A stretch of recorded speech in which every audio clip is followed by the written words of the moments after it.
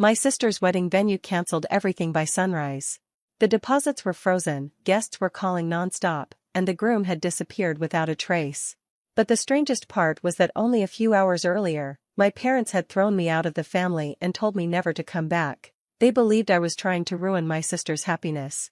What they didn't know was that I had spent weeks trying to protect them from the disaster that was now unfolding. My name is Alara Winslow, and I was 29 years old. For as long as I could remember, I had always felt like the forgotten daughter. My younger sister, Marin, was the center of everything. My parents, Thaddeus and Corinne, adored her. If Marin wanted something, she got it. If Marin made a mistake, someone else was blamed. Meanwhile, I was expected to stay quiet and support everyone else. When Marin got engaged to Gideon Voss, my parents acted as if they had won the lottery. They loved him from the moment they met him. He was charming, successful, and always knew the right thing to say. The wedding quickly became the most important event in our family. Every conversation, every weekend, and every dollar seemed to revolve around it. At first, I was happy for my sister. I helped with planning, attended meetings, and did everything I could to support her. But the more time I spent around Gideon, the more uncomfortable I became. Small things didn't add up. There were stories that changed, details that never matched, and questions he always seemed to avoid answering. The feeling in my gut grew stronger every day. I tried to ignore it, hoping I was wrong. I wanted Marin to be happy. I wanted our family to have the perfect wedding they dreamed about. But eventually, I found something that made me realize this wasn't just a bad feeling. Something was seriously wrong with Gideon Voss, and if I stayed silent, my sister's future could be destroyed. Looking back, I should not have been surprised by what happened. My parents had spent years showing me exactly where I stood in the family. Whenever Marin and I argued as children, they almost always took her side before hearing both stories. If something went wrong around the house, somehow the blame landed on me. Marin could make mistakes and be comforted. I made one mistake and got a lecture. As we grew older, the gap between us became even clearer. I worked hard through college, took extra jobs when I needed money, and built a career on my own. Nobody opened doors for me. Nobody paid my bills. I learned early that if I wanted something, I had to earn it myself. Marin lived differently. Whenever she faced a problem, our parents rushed in to help. They paid off debts, covered expenses, and solved situations that most adults would have handled themselves.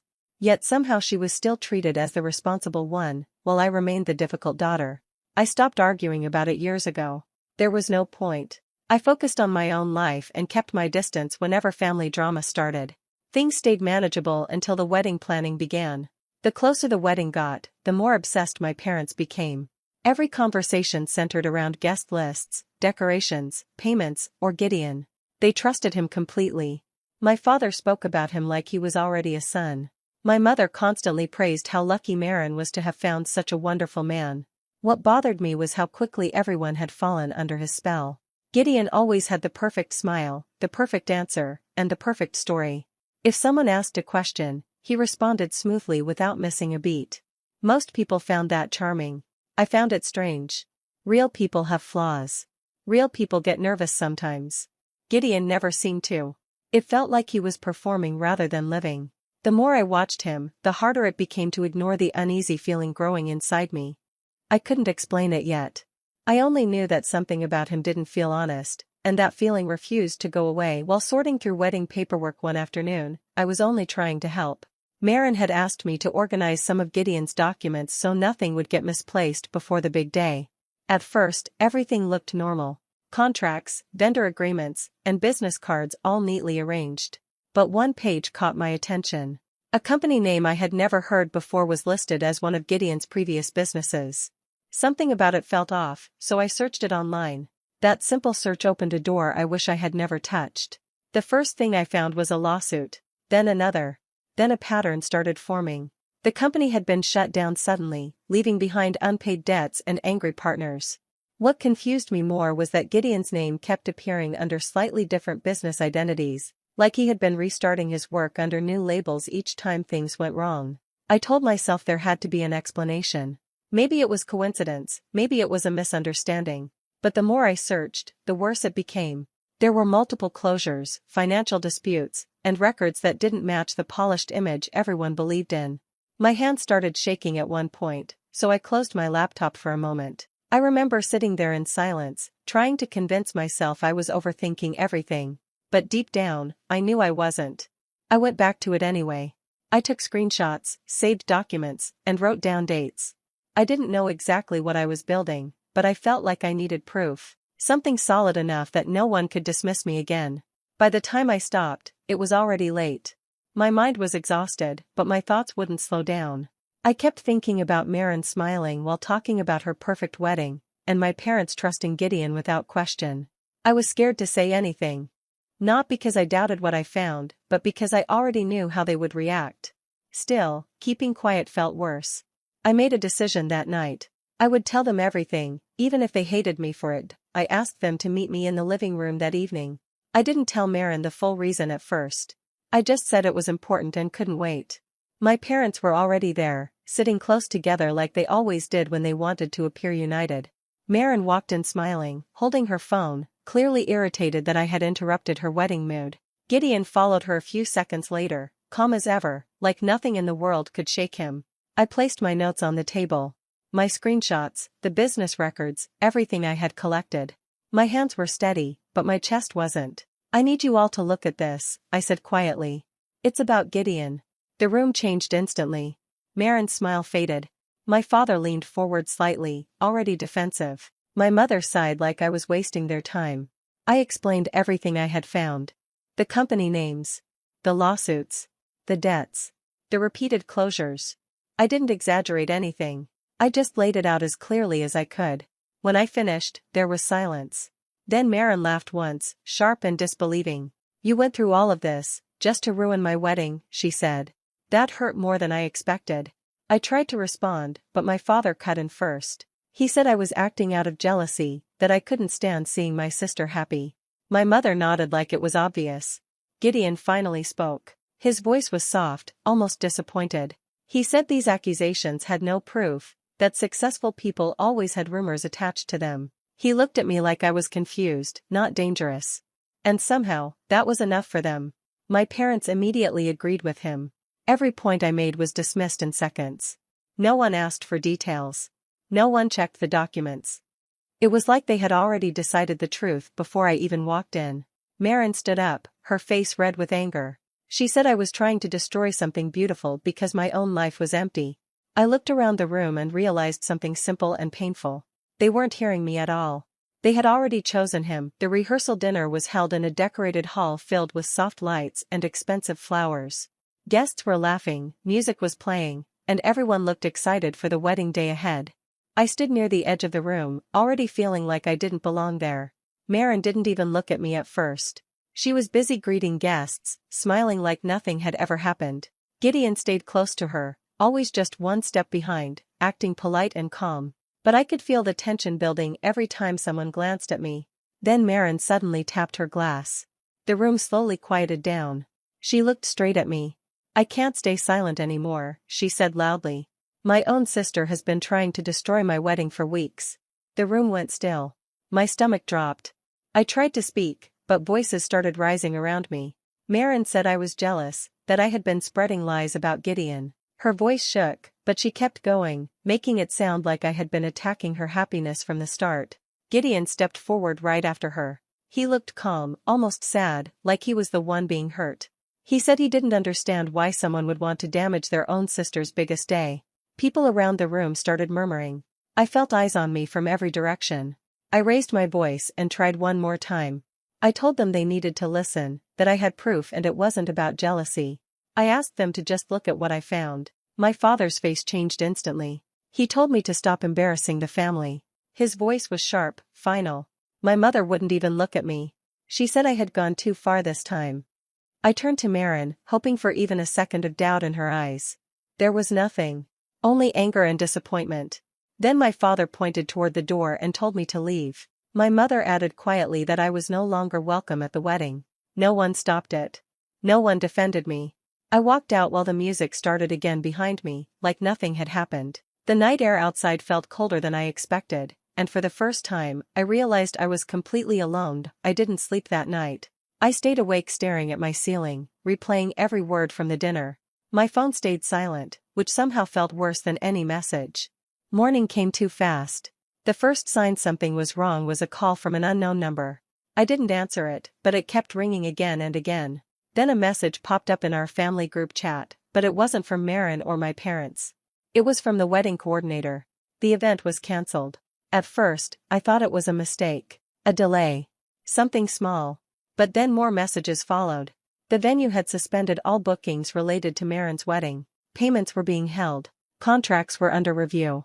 No one was allowed to enter the hall until further notice. Within minutes, everything started falling apart. Maren called me repeatedly. I didn't answer at first, but the calls kept coming until I finally picked up. Her voice was shaking. She kept asking what I had done, like I had some control over it. I told her I didn't do anything. She didn't believe me. When I reached the house later, it was chaos. My father was pacing in the living room, holding printed emails. My mother was sitting on the couch, staring at her phone like it had betrayed her. Vendors were canceling one by one. The florist, the caterer, even the photographer. Each message made the situation worse. No one was giving clear answers, only that there were serious legal concerns tied to the groom. Maren was crying in the corner, asking where Gideon was. No one had seen him since morning. My father tried calling different people, shouting into the phone. My mother kept saying there must be a misunderstanding, that things like this don't just happen overnight. But they were happening. And for the first time, I saw fear in their faces. The perfect wedding they had built their entire world around was breaking apart in real time, and none of them knew how to stop it. The situation didn't stay confused for long. By afternoon, people in formal uniforms started appearing around the venue office. They asked questions, collected documents, and sealed certain files. Everything felt more serious than just a cancelled wedding. My father kept trying to talk to someone in charge, but no one was giving him clear answers. They only said it was part of an active financial review. That word alone changed the atmosphere in the house. Maren sat on the stairs, holding her phone like she was waiting for Gideon to call. But he didn't. Not once. Later that day, investigators came to our home as well. They asked for copies of payment records, contracts, and bank transfers connected to the wedding. My mother looked terrified when they started going through folders and receipts. My father went quiet for the first time I had ever seen. What came out slowly was worse than any of us expected. Gideon's businesses were not what they seemed. Several of them were tied to false investment schemes. Names had been changed, records shifted, money moved in ways that didn't make sense at first. But to them, it was clear. There was a pattern, and it pointed to long-term fraud. Even the wedding funds were under question. Large payments that my parents had proudly made were now being traced back through accounts connected to investigations. That realization hit them hard. Everything they thought was clean had suddenly become suspicious. Then came the final shock. Gideon was gone. No calls. No messages. No location. His apartment was empty when checked. His belongings were removed like he had planned it carefully. It didn't feel like someone running late. It felt like someone disappearing on purpose.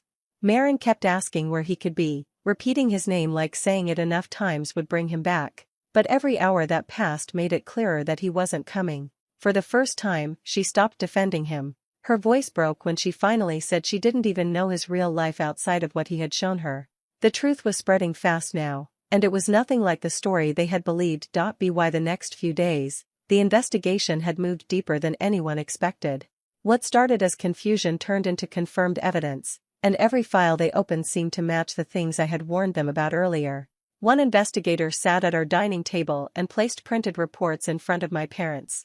He pointed out names, transactions, and patterns that showed everything clearly. There was no more guessing involved. It was all written down in black and white. My father didn't argue anymore. He just stared at the papers like he was trying to find a mistake that wasn't there. My mother kept asking how this could happen without anyone noticing, but no one answered her. Maren stayed quiet most of the time. She didn't leave her room unless someone called her down. When she did come out, her face looked different, like she hadn't slept in days. The worst part for her wasn't just the fraud. It was the realization that I had been telling the truth from the beginning. The same warnings they had dismissed were now being repeated by officials and investigators. There was no way to ignore it anymore. I overheard her once asking my mother why I was the only one who saw it early. Her voice wasn't angry anymore. It was lost. Outside our family, things were getting worse. People who had once praised Gideon were now pulling away. Business partners stopped responding. Invitations and agreements were quietly withdrawn. No one wanted to be connected to what was unfolding. Our name, which had always been spoken with pride, started disappearing from conversations. It felt like doors were closing one by one. Even relatives who had been present that night at the rehearsal dinner began reaching out differently. Some apologized. Some asked questions. A few admitted they had thought I was being dramatic before, but now they weren't so sure. Inside the house, everything felt smaller. The same rooms, the same walls, but nothing felt familiar anymore. The truth had fully settled in, and there was no space left for denial. They came to my apartment late in the evening. I saw them through the peephole first, standing in the hallway like they didn't know how to knock properly anymore. My father looked tired in a way I had never seen before. My mother kept adjusting her hands like she was nervous.